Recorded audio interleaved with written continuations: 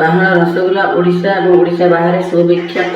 Pahala rasgulla foundation କମିଟିର ସଭାପତି ଅକ୍ଷୟ ଲଙ୍କା ଏବଂ ସମ୍ପାଦକ ନିରଞ୍ଜନ ବେହେରା କ'ଣ ସବୁ ସୂଚନା ପ୍ରଦାନ କରିଥିଲେ, ଆସନ୍ତୁ ଏହି ଭିଡ଼ିଓ ଦେଖି ଜାଣିବା।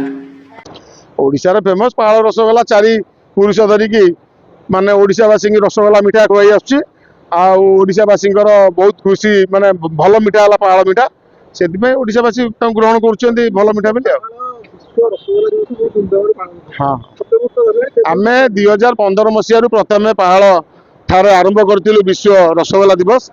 ଆଉ 2015ରୁ ଆରମ୍ଭ କରିଥିଲୁ, ଆଜି ପର୍ଯ୍ୟନ୍ତ ଚାଲିଛି ବିଶ୍ୱ ରସଗୋଲା ଦିବସ। ଏବେ ତ ସାରା ଓଡ଼ିଶା କ'ଣ ସାରା ଭାରତରେ ବି ବହୁତ ଜାଗାରେ ପାଳନ, ଆଜି ପୁରୀରେ ବି ବହୁତ ଜାଗାରେ ପାଳନ ହେଇଛି। ଆଉ ସବୁଆଡେ ପାଳନ ଲୋକ କଲେଣି। ସବୁବେଳେ ୱେଷ୍ଟବେଙ୍ଗଲ ସହିତ ଆମର ଗୋଟେ ବିବାଦ ରହି ଆସିଛି। ୱେଷ୍ଟବେଙ୍ଗଲ ବାଲା କହୁଛନ୍ତି ରସଗୋଲା ଆମର, ଓଡ଼ିଶା ବାଲା କହୁଛନ୍ତି ଆମର।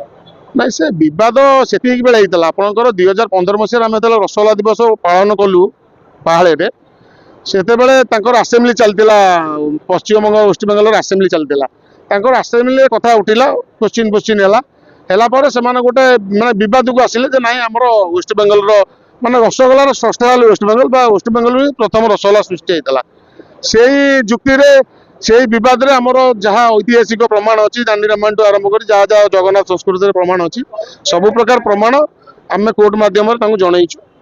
ସିଏ ମଧ୍ୟ ସେତେବେଳର ଜିତାପଟ ହେଇଥିଲା ଯେ ନାଇଁ, ସେମାନେ ମାନିଲେନି। ବଙ୍ଗାଳୀ ବି ବହୁତ ଲୋକ, ମାନେ ବଙ୍ଗଳା ଲୋକ ବି ମାନିଲେନି ଯେ ନାଇଁ, ରସଗୋଲାଟା ଜଗନ୍ନାଥଙ୍କର ପ୍ରସାଦ। ତେଣୁ ରସଗୋଲାଟା ଜଗନ୍ନାଥଙ୍କଠୁ ଆରମ୍ଭ ହେଇଛି, କାହିଁକିନା ରଥଯାତ୍ରା ଯେବେଠୁ ରସଗୋଲା ସେବେଠୁ। ରାଜ୍ୟକୁ ଦିଆଯାଇଛି, ୱେଷ୍ଟବେଙ୍ଗଲକୁ ମଧ୍ୟ ଦିଆଗଲା ଏବଂ ଓଡ଼ିଶାକୁ ଦିଆଗଲା। ପ୍ରଶ୍ନ ଉଠୁଛି, ଦିଟା ରାଜ୍ୟକୁ ଦିଆଗଲା, ତାହେଲେ ରସଗୋଲା କାହାର? ନାଇଁ ଶୁଣନ୍ତୁ, ସେ ପ୍ରକାର ବିବାଦକୁ ଆମେ ତ ଏତେ ତାକୁ କ୍ଲାରିଫାଇ କରିପାରିବାନି। ଆମେ ଯେତିକି ଜାଣିଛୁ ବା ଆପଣମାନେ ବି ଜାଣିଛନ୍ତି, ଯାହା ଆମର ପୁରାଣ ମତରେ ଆମର ଯାହା ଲେଖା ଅଛି, ରସଗୋଲାଟା ବହୁ ପ୍ରାଚୀନ। ସେମାନେ ମାନେ 1870 ନା 80 ମସିହାରୁ କହୁଛନ୍ତି ଆମର ଆରମ୍ଭ ହେଇଛି। ତାର ପୂର୍ବରୁ ଆମ ଜଗନ୍ନାଥ ସଂସ୍କୃତିରେ ପ୍ରଚଳନ ଅଛି, ରସଗୋଲାର ଭୋଗ ଲାଗେ ବା ମା ଲକ୍ଷ୍ମୀଙ୍କ ପାଖେ ଭୋଗ ଲାଗେ ଜଗନ୍ନାଥ। ଆଜି ଦିନରେ ହିଁ ଯେତେବେଳେ ରତ୍ନବେଦୀକୁ ଯାଆନ୍ତି, ଆଉ ରସଗୋଲା ସାଙ୍ଗରେ ନେଇକି ଯାଆନ୍ତି ଏବଂ ଶ୍ରୀମନ୍ଦିର ଫାଟକ ପାଖରେ ମା ଲକ୍ଷ୍ମୀ ଯୋଉ କବାଟ ଦେଇକି ରଖିଥାନ୍ତି, ମନ୍ଦିର ଭିତରୁ ପ୍ରବେଶ କରାଇ ଦିଅନ୍ତିନି ଠାକୁରଙ୍କୁ, ସେଇଟାରେ ଭୋଗ ଲାଗେ ମା ଲକ୍ଷ୍ମୀଙ୍କ ପାଖରେ, ବା ଜଗନ୍ନାଥ ଲକ୍ଷ୍ମୀଙ୍କୁ ରସଗୋଲା ଖୁଆଇ ତାଙ୍କ ମାନଭଞ୍ଜନ କରନ୍ତି। ସରକାର ମାସେ ତଳେ ମଧ୍ୟ ଭିତ୍ତିପତ୍ର ସ୍ଥାପନ କରିଛନ୍ତି। ଇଏ ଓଡ଼ିଶା ପାଇଁ କେତେ ଆଗେଇ ନେବ? ଶୁଣନ୍ତୁ, କ'ଣ ହବ ନବ ସେ ତ ଅଲଗା କଥା, ଆମେ ବି ଜାଣିନୁ। କିନ୍ତୁ ସରକାର ଯୋଉ ଏମ୍ ରଖିଛନ୍ତି ଆମ ରସଗୋଲା ଦୋକାନୀ ମାନଙ୍କ ପ୍ରତି, ଯେ ଯୋଉ ସୁବିଧା ଆମେ ପାଇପାରୁନୁ ବା ନିଜେ କରିପାରୁନୁ, ବ୍ୟୟବହୁଳ ରହୁଛି, ବହୁତ ପଇସା ଖର୍ଚ୍ଚ ହବ, ସେ ପ୍ରକାର ସୁବିଧା ମାନେ ସରକାର ଆମକୁ ଯୋଗାଇ ଦେବେ। ସେଠି ମୁଖ୍ୟ ସୁବିଧା ରହିବ ଆପଣଙ୍କର ପ୍ୟାକେଜିଂଟା। ଆମର ଯେହେତୁ ପାହାଳ ରସଗୋଲା ପ୍ୟାକେଜିଂ ନାହିଁ, ଆମେ ସାରା ଓଡ଼ିଶା ବାହାରକୁ ମଧ୍ୟ ରସଗୋଲା ପଠାଉଛୁ, ଟାଟାଠୁ ଆରମ୍ଭ କରି ବିଲାଇ ପର୍ଯ୍ୟନ୍ତ, ଏପଟେ ଆପଣଙ୍କର ଆନ୍ଧ୍ର ପର୍ଯ୍ୟନ୍ତ ପଠାଉଛୁ। ଆମ ମିଠାଟା ସେତେ ରହିପାରୁନି, ଯେହେତୁ ପ୍ୟାକିଂ ସିଷ୍ଟମଟା ସେତେ ନାହିଁ। ତେଣୁକରି ପ୍ୟାକିଂ ଯଦି ଆମର ଭଲ ପ୍ୟାକିଂ ହୁଏ, ତେବେ ମିଠାଟା ଆମର ଲାଷ୍ଟିଂ ଭଲ ରହିବ। ଯେମିତି ଅଲଗା କମ୍ପାନୀର ମିଠା 15 ଦିନ, ମାସେ, 2 ମାସ, 3 ମାସ ଏମିତି ରହୁଛି, ସେ ପ୍ରକାର ସୁବିଧା ଆମେ ପାଇପାରିବୁ। ଯୋଉମାନେ ଖାଇଛନ୍ତି ସାରା ଦେଶରେ ରସଗୋଲା ସବୁ ଜାଗାରେ ଅଛି, ପାହାଳ ରସଗୋଲାଟା ସେମିତି ନିଆରା ପଦ୍ଧତିରେ ତିଆରି କରାଯାଏ, ବହୁତ ସଫ୍ଟ ରହେ, ଲୋକଙ୍କୁ ଆଦୃତ କରାଯାଏ, ଆଦୃତ ଲାଗେ ଖାଇବା ପାଇଁ, ଆଉ ଖୁସି ଲାଗେ। ସମସ୍ତେ ଦାବି ସେମିତି କିଛି ନାହିଁ, ଯାହା ଦାବି ଆମେ ସରକାରଙ୍କ ପାଖେ ଯେତେବେଳେ ଯାହା କରିଛୁ, ସରକାର ଆମକୁ ସହଯୋଗ କରିଛନ୍ତି, ତେଣୁ କିଛି ଅସୁବିଧା ନାହିଁ। ରସଗୋଲା ଦିବସ ପାଳନ କରାଯାଉଛି ପାହାଳରେ ପ୍ରତିବର୍ଷ। ଏ ବର୍ଷ ଯେ ପାଳନ କରାଯାଇଛି ଏକ ନିଆରା ଢଙ୍ଗରେ, ଏହି ପରିପ୍ରେକ୍ଷୀରେ ଆପଣଙ୍କର କ'ଣ ବକ୍ତବ୍ୟ ପ୍ରଦାନ କରିବେ? ନାଇଁ, ନିଆରା ଢଙ୍ଗରେ କ'ଣ, ଆମେ ପ୍ରତିବର୍ଷ ଯେମିତି ପାଳନ କରୁ, ଏ ବର୍ଷ ସେମିତି ପାଳନ କରିଛୁ। ଆଉ ଏଥରକ ମନ୍ତ୍ରୀ MSME ଗେଷ୍ଟ ଥିଲେ, ସେଇଗୁଡ଼ାକ ନୂଆ। ଆଉ କ'ଣ ଆଜ୍ଞା, ମନ୍ତ୍ରୀ ଆସିଥିଲେ ଯେଉଁ ଏ ବାବଦରେ କ'ଣ କହିଲେ? ଆଜ୍ଞା, ଆମର ଯେଉଁ କ୍ଲଷ୍ଟର ତିଆରି ହେଉଛି ସେ ବାବଦରେ ଓଡ଼ିଶା ସରକାର ତାଙ୍କର ସମ୍ପୂର୍ଣ୍ଣ ସହଯୋଗ ରଖିବେ ବୋଲି ମନ୍ତ୍ରୀ ତାଙ୍କ ବକ୍ତବ୍ୟରେ କହିଲେ, ଏବଂ ଆମକୁ ମଧ୍ୟ ଆଶ୍ୱାସନ ଦେଇଛନ୍ତି। ଆଜ୍ଞା, କ'ଣ ଆଶ୍ୱାସନା ଦେଲେ?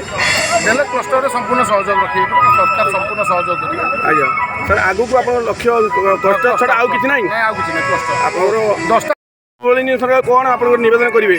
ନାଇଁ, ଆମର ତ କ୍ଲଷ୍ଟର ତ ଚାଲିଛି, କ୍ଲଷ୍ଟରଟା ସକ୍ସେସ୍ ହଉ, ସେଇଟା ବଡ଼ କଥା। ଆଉ ଆଜି ପାହାଳ ରସଗୋଲାରେ କେତେ ଜଣ ବ୍ୟବସାୟୀ ଆଜି ସଂଗଠିତ ହେଇଥିଲେ ଏହି ସଭାରେ? 120 ଜଣ। ଆଜ୍ଞା, 120 ଜଣ। ସାର୍, ଆଉ ପାହାଳ ରସଗୋଲା ବ୍ୟବସାୟୀମାନେ ଆଉ କିଛି ବଢ଼ିବାର ଯୋଜନା ରଖିଛନ୍ତି? ହଁ, ଜାଗା ପଡ଼ିଛି, ଯିଏ ଯୋଉଟା ବଢ଼ିବେ ମେମ୍ବର ହେବ, ସେଥିରେ କ'ଣ? ଆଜ୍ଞା, କିଛି ଆପଣଙ୍କର ବ୍ୟବସାୟ ତରଫରୁ ଯେଉଁଟା ଆପଣଙ୍କୁ ସହଯୋଗ ମିଳୁଛି, ଯାହା ବି କିଛି ଆପଣ ଆଗକୁ କ'ଣ ସେବା କରିବା ପାଇଁ ଆପଣ ଇଚ୍ଛୁକ ଅଛନ୍ତି? ନାଇଁ, ସେବା କ'ଣ, ଆମେ ରୋଜଗାର ଘରକୁ ନେବୁ, ସେବା। ଆଜ୍ଞା ସାର୍। ପରେ ଆପଣଙ୍କୁ ଆଉ ସବୁ ଆମ ରସଗୋଲାକୁ ଜିଆଇ ଟ୍ୟାଗ ମିଳିଲା ମିଳିନାହିଁ। ରସଗୋଲାକୁ ମିଳିଥିଲା ଆଜ୍ଞା ଯଦି ମିଳିନାହିଁ ଆପଣ କ'ଣ କହିବେ ଏ ବାବଦରେ ସରକାରଙ୍କୁ? ନାଇଁ ଆମେ ତ ଆପ୍ଲାଏ କରୁନୁ ଆମର ମିଳିବ କାହିଁକି ଆମକୁ ଯେତେବେଳେ ଆପ୍ଲାଏ କରିବୁ ସେତେବେଳେ ଦେଖିବା ଆଉ। ମାନେ ଆପଣଙ୍କର ମୋ ନାଁ ନିରଞ୍ଜନ ବେହେରା ପାହାଳ ଆମ ପାହାଳ ରସଗୋଲା ଫାଉଣ୍ଡେସନର ସେକ୍ରେଟାରୀ ଅଛି। ନିରଞ୍ଜନ ଆପଣ ସମ୍ପାଦକ ହିସାବରେ ବର୍ତ୍ତମାନ ପାହାଳ ରସଗୋଲା ଧୀରେ ଧୀରେ ଓଡ଼ିଶା ବାହାରୁ ଦେଶ ବାହାରକୁ ମଧ୍ୟ ଯିବାକୁ ଲାଗିଲାଣି। କ'ଣ କେମିତି ତାର ଖାସିୟତ ରହିଛି? ଦୀର୍ଘ ଆମେ ଜାଣେ 14 ବର୍ଷ 15 ବର୍ଷ ହେଲା ଆପଣ ପାଳନ କରି ଆସିଲେଣି, ତାକୁ ନେଇ କ'ଣ ପଚାରିବେ? ଜୟ ଜଗନ୍ନାଥ। ଆଜି ହେଉଛି ନୀଳାଦ୍ରି ବିଜେ। ନୀଳାଦ୍ରି ବିଜେରେ ଜଗନ୍ନାଥ ବଳଭଦ୍ର ସୁଭଦ୍ରା ସେ ତାଙ୍କର ଯେତେବେଳେ ଲୀଳା କରିବା ପାଇଁ ମାଉସୀ ଘରକୁ ଗଲେ, ଯେତେବେଳେ ଫେରିଲେ ବଡ଼ ଦେଉଳକୁ, ସେତେବେଳେ ଲକ୍ଷ୍ମୀ ରାଗି କରିକି ତାଙ୍କ ଦୁଆର ଖୋଲିଲେ ନାହିଁ। ସେଥିପାଇଁ ଜଗନ୍ନାଥ ତାଙ୍କୁ ଗୋଟେ ରସଗୋଲା ଦେଲେ ଖାଇବାକୁ। ରସଗୋଲା ଖାଇବାକୁ ଦେଇକି ତାଙ୍କ ମାନଭଞ୍ଜନ କଲେ ଏବଂ ଲକ୍ଷ୍ମୀ ତାଙ୍କୁ ବଡ଼ ଦେଉଳରେ ପ୍ରବେଶ କରିବା ପାଇଁ କରାଇଲେ। ସେଇ ଦିନଟା ଠାରୁ ଆମର ରସଗୋଲା ଭୋଗ ହେଇ ଆସୁଛି ବଡ଼ ଦେଉଳରେ। କିନ୍ତୁ ଆମେ 2015 ମସିହାରେ ପ୍ରଥମ କରି ରସଗୋଲା ଦିବସ ପାଳନ କଲୁ ପାହାଳରେ। ଆଜକୁ 11 ବର୍ଷ ହେଇଗଲାଣି ଆମେ ରସଗୋଲା ଦିବସ ପାଳନ କରି ଆସୁଛୁ। ଆପରେ ରସଗୋଲାର ଅନ୍ୟ ଆଡ଼େ ବି କେତେ ପାଳନ ହେଉଛି, କିନ୍ତୁ ପାହାଳରେ ସ୍ପେସିଫିକ୍ ସବୁ ବର୍ଷ ପାଳନ ହେଉଛି ଏବଂ ରସଗୋଲା ପାହାଳରେ ଏତେ ଚାହିଦା ରହୁଛି ଯେ କି ଆମର ଯେଉଁ ରାସ୍ତାରେ ଯେଉଁମାନେ ଯାଉଛନ୍ତି ସେମାନେ ନାଇଁ ଆଜି ରସଗୋଲା ଦିବସରେ ରସଗୋଲା ଟିକେ ଖାଇଦେଇକି ଯିବା। ସେଥିପାଇଁ ଆଜି ରସଗୋଲାର ଚାହିଦା ବହୁତ ଏବଂ ରସଗୋଲା ବି ଆମ ବିଶ୍ୱ ଦରବାରରେ ପହଞ୍ଚିବାକୁ ଆଗେଇଛି ଏବଂ ସରକାର ଆମେ ଗୋଟେ କ୍ଲଷ୍ଟର କରୁଛୁ। ସରକାର ଆମକୁ ଜାଗା ଦେଇଛନ୍ତି, ସେ ଜାଗା ବି DPR ହେଇଯାଇଛି। ଆମର ଆସନ୍ତା ବର୍ଷକୁ ବୋଧେ ଆମର ଯେଉଁ ଜାଗା ଉପରେ ବୋଧେ ରସଗୋଲା ଦିବସ ପାଳନ କରାଯିବ। ସେଥିପାଇଁ ଆମେ ରସଗୋଲା କ୍ଲଷ୍ଟର ହେଲେ ସେ ସାରା ଭାରତ କ'ଣ ପୁରା ପୃଥିବୀକି ବି ମଧ୍ୟ ରସଗୋଲା ଚାହିଦା ରହିବ। ଯେ ରସଗୋଲାର ପ୍ୟାକେଜିଂ ହେବ ଏବଂ ମାସ ଧରିକି ରହିବ। ଏଇଭଳି ଭାବରେ ଆମକୁ ସରକାର ଦେଇଛନ୍ତି, ଆମକୁ ଜାଗା ଦେଇଛନ୍ତି, ତାର ମେସିନାରୀ ଉପରେ ସବୁ ଦେଇକି ରସଗୋଲାର ଯେମିତି ବିଶ୍ୱ ଦରବାରରେ ପହଞ୍ଚି ପାରିବ, ସେଥିପାଇଁ କି ଆମ ପାହାଳ ରସଗୋଲା କ୍ଲଷ୍ଟରକୁ ସରକାର ବହୁତ ପ୍ରୋତ୍ସାହନ କରିଛନ୍ତି ଏବଂ ସେଥିରେ ଆମେ ବି ଆମ ସହିତ ଭାରତ ସରକାର ଓଡ଼ିଶା ସରକାର କୋଅପରେଟ୍ କରିକି ଆମେ ଆଗେଇଛୁ। ଆଜି ବହୁତ ଆଡ଼ମ୍ବର ସହିତ ରସଗୋଲା ଦିବସ ପାଳନ କରାଗଲା ଏବଂ ଆମର ଯିଏକି ଆମର ମନ୍ତ୍ରୀ ମହୋଦୟ ବି ଆସିଥିଲେ, ଆମର ସ୍ଥାନୀୟ ବିଧାୟକ, କର୍ପୋରେଟର, ମେୟର ସବୁ ଆସିଥିଲେ। କିନ୍ତୁ ରସଗୋଲା ବି ଧୁମଧାମରେ ବଣ୍ଟା ହେଉଛି। ବର୍ତ୍ତମାନ ବି ଯେଉଁମାନେ ମିଠା ଖାଇବା କଥା ଖାଇକି ଯିବେ। ଆଉ ସବୁ ବର୍ଷ ଭଳି ଏ ବର୍ଷ ବି ଧୁମଧାମରେ ପାଳନ କରାଯାଇଛି। ଆମର ମୁଖ୍ୟ ଦାବି ହେଲା ରସଗୋଲା ଗୋଟେ କ୍ଲଷ୍ଟର ତିଆରି ହେବ ଏବଂ ପ୍ୟାକେଜିଂ ହେବ। ରସଗୋଲା ମାସ ଧରିକି ରହିବ, ଯେମିତି ବାହାରକୁ ଯିବ। ଆଉ ପାହାଳର ରସଗୋଲାଟା ସାରା ବିଶ୍ୱରେ ପ୍ରସିଦ୍ଧ ହେବ।